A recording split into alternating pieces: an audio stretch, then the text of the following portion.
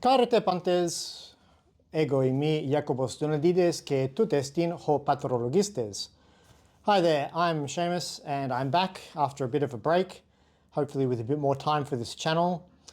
And today I want to share a little bit about really my story of how I got to where I am. You may have heard a version of this here and there elsewhere.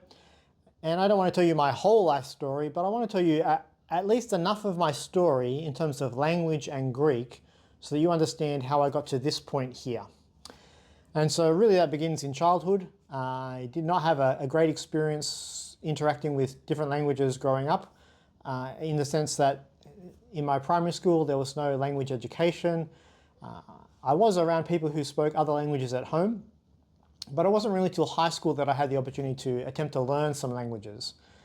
And for most of high school I learned Japanese. I did reasonably well. I stopped studying in my final year, but I enjoyed languages and they made sense to me and I could see myself learning other languages. After school I tried Spanish for a little while. I spent a little bit of time in Central America. And then somewhere along the line I decided I'm going to learn Latin. So I did what any self-respecting potential Latin student does. I went to the library, I saw what was available, and what was available was Wheelock's Latin, the standard Latin grammar textbook that thousands of people have worked through or tried to. I borrowed it from the library, I gave it a go. I wouldn't say it went spectacularly well. I didn't have the structure and the discipline and the motivation and the understanding of how to learn a language, including Latin. So the next thing I did was I looked for a class. And the nearest class or course I could find was a community education course where I had to travel by train on Saturday to attend, and I went along. Again, it wasn't the best thing. I think they were using the Cambridge Latin course, and I didn't really come to grips with the language or get very far. I got a smattering of Latin. Fast forward a little bit later, I decided, okay, I'm going to take Latin seriously, and the way I'm going to do that is I'm going to sign up for a course. I'm going to sign up for a college or a university program. And so I signed up for a distance education program, and in those days that meant they sent me a booklet at the start of the semester, and every 2 weeks I would mail off an assignment. I would write out translations by hand, mail them in, they would mail them back with feedback. So that was distance education. Really, I mean, the internet existed, but it was not really a vehicle for university delivery at that time. I had quite a good experience of that. We also had intensives where we'd go to campus once every semester for a week or so and in a class work through the material. And this was a bit like doing a classics degree, except that you didn't do a whole classics degree, you just did language. You just did half of a degree specialized in language, Latin only. And so I did that over 4-ish years. And that was my real experience of getting into Latin. At the same time, I started to learn Greek.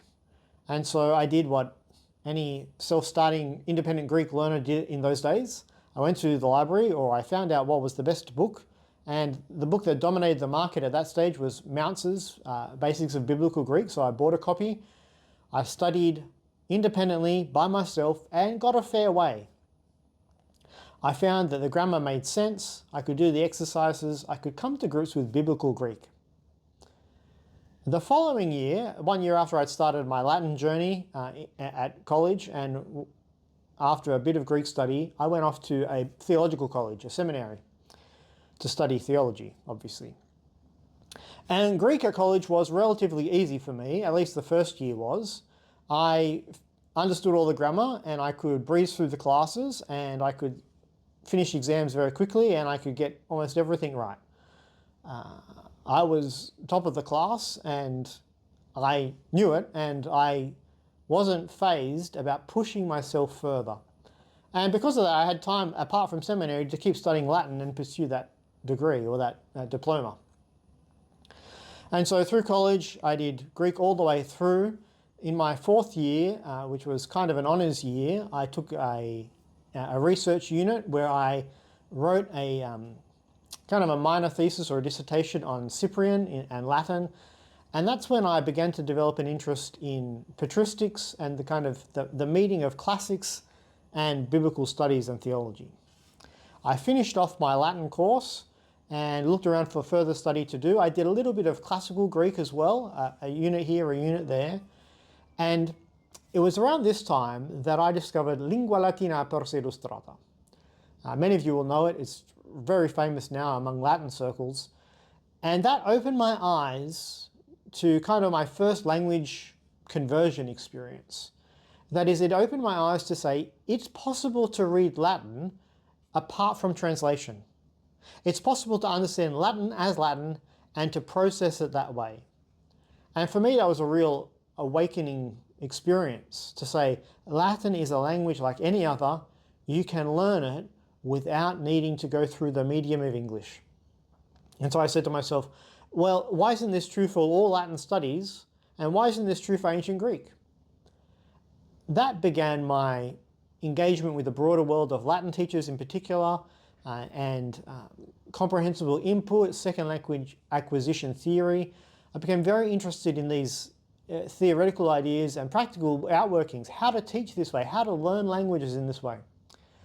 And so I began reading things online, listening to things online. It was the early days of podcasts, and I was eager to find materials, eager to find ways to increase my own ability and fluency, but also to develop in this direction.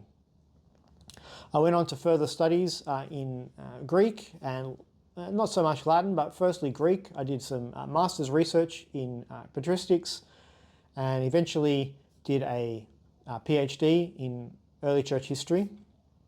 And along the way, I was developing as a student as well as a teacher. Apart from this, I also had two experiences learning modern languages that helped me understand, well, here are the methods, here are the ways, here's what's necessary to acquire a fluency or a proficiency in a spoken language. They are Scottish Gaelic and Mongolian. I spent some time in Mongolia where I was a teacher at a theological college.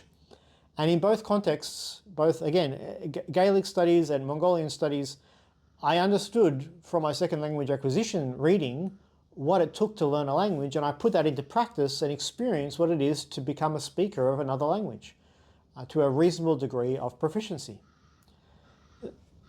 That helped in turn shape my understanding of what's needed for Latin and ancient Greek. The amount of speaking, the amount of listening, the live interaction and communication. Coming back from Mongolia, I came back to complete my PhD, and I began teaching and tutoring, but I also began taking more and more classes online, both group classes and some individual classes, some individual tutoring with, firstly with people who could speak Latin, and then with people who could speak ancient Greek. They were really formative in pushing me along to say, this isn't just theory, but for me to know, oh, I can do this, and to see how other people were doing it, and to walk away and say, this is how I want to teach. So I was teaching more as well, firstly with individual tutoring, until I reached a point where I thought, you know what, I can do this. I can teach Greek classes in Greek. And the only way I'm going to get better at that is to start. So I started off, I think around 2018, 2019, started off with some small classes, found some students willing to sign up and give me a go. Thanks very much to that first generation of students. And I really enjoyed the experience at first. It was challenging, especially on my own language abilities, but I grew as a teacher. In 2020, of course, the pandemic came, and at that stage, my teaching experience and my business at the Petrologist was growing to an extent that I thought I could give this a go, full time, so to speak. I had other work, but it was kind of drying up, and I thought, let's just offer more classes and see what's possible. And so I did. I offered more classes. I put on classes at a time that I thought people could make it. I offered a range of classes, Latin, Greek, beginner things, more intermediate things, things designed to get us speaking. And I'm really thankful to say that it took off at that point. It became my primary source of income and remains my primary source of income to this day. And along the way, I developed amazingly as a speaker and as a teacher of both these languages. I gained the confidence and the experience to speak Latin quite fluently and to speak ancient Greek quite proficiently. I still have more to go, still have more language skills to develop. There's always more to learn in both these languages. But I feel quite confident where I am now in helping others follow that journey, knowing that it's not short, it's not easy, but it's worth it. And so that's where I am here today, 2025, and still teaching online, still developing course materials, but also seeing there's a need for a bigger picture. That is, I'm only one person and only so many people can come to my classes, and that's only accessible to a certain number of people. But there remains the need and the opportunity for more and more Greek resources, especially to develop communicative proficiency in the world and to reach more and more people. We've seen other people come into this space. I'm sure you know some of them. I'm sure some of them are watching this video. I'm very encouraged by what other people are doing, and yet I think there's still need for more and more, until we reach a point where there's a wealth, a cornucopia of resources to learn to speak ancient Greek as a living language. And so that's where I am today. I'm hoping in the next few years to be developing more content, both video content and speaking to people through YouTube, through other materials, also written content, which we'll be speaking about shortly. But that's my vision for not just my business, but my work vocation, is to see ancient Greek studies flourish through genuine comprehension and proficiency, not just the old grammar translation. So that's me in a nutshell, at least my Greek journey. I hope you've enjoyed this video. Let me know something about your Greek journey in the comments below. Eroste.